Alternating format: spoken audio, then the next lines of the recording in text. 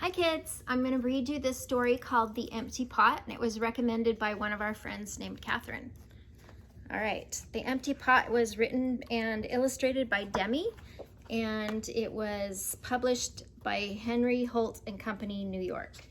It's got some really pretty pictures, so Grandpa's going to adjust that phone so that you can see that. Okay. A long time ago in China, there was a boy named Ping who loved flowers. Anything he planted burst into bloom. Up came flowers, bushes, and even big fruit trees, as if by magic. Everyone in the kingdom loved flowers too.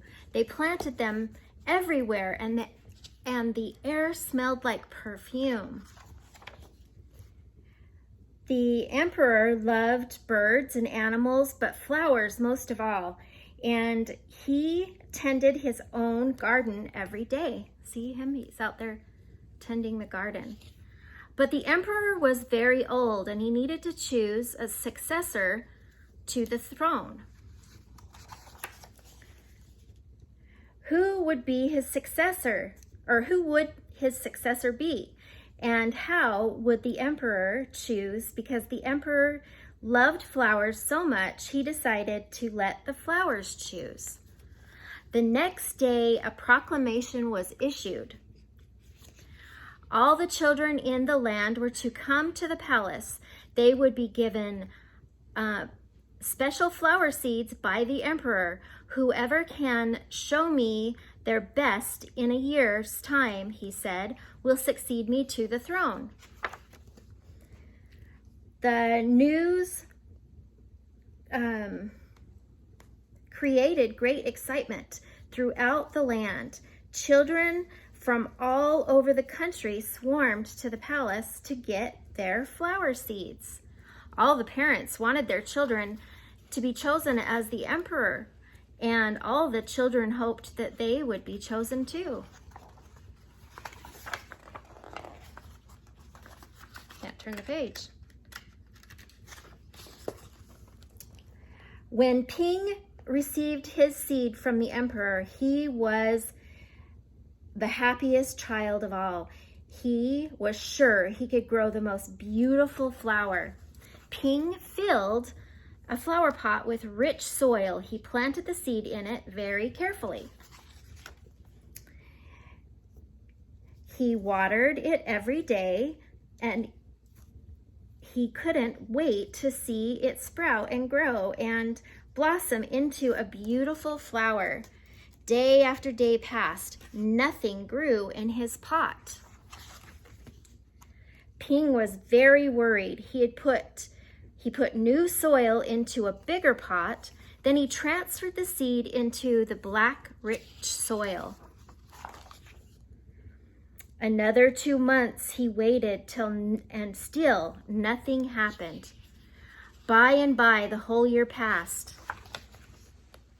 Spring came, and all the children put their best clothes on to greet the emperor.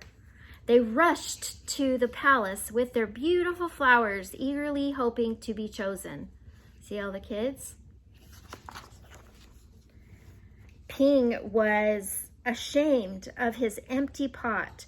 He thought the other children would laugh at him because for once he couldn't get a flower to grow.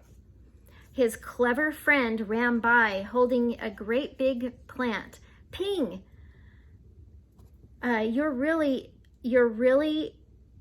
not really going to the emperor with an empty pot, are you? Couldn't you grow a great big flower like mine? I've just grown lots of flowers better than yours, Ping said. It's just this seed won't grow. Ping's father overheard this and said, "You did your best, and your best is good enough to present to the emperor." Holding the empty pot in his hands, Ping went straight away to the palace.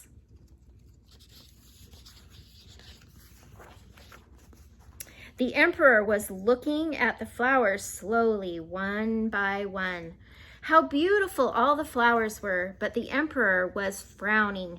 and did not say a word. Finally, he came to Ping. Ping hung his head in shame, expecting to be punished. The emperor asked him, "Why do you bring an empty pot?"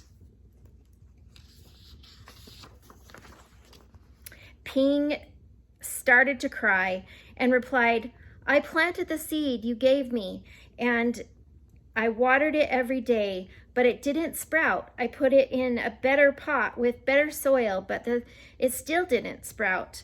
I tended it all year long, but nothing grew. So today I had to bring an empty pot without a flower. It was the best I could do."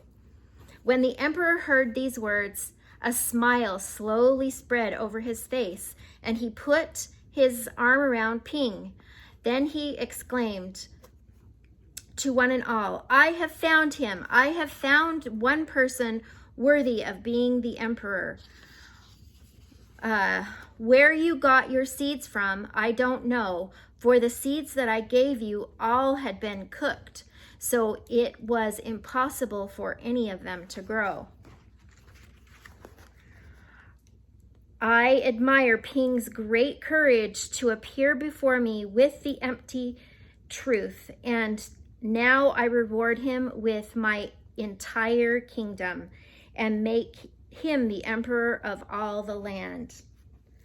I like this story because it has a moral. A moral is when the story teaches you something about behavior or something like that. So Ping was honest that he couldn't make the flower grow, but he still told the truth, even though he was a little bit embarrassed. And so that's the moral of the story. Always be honest.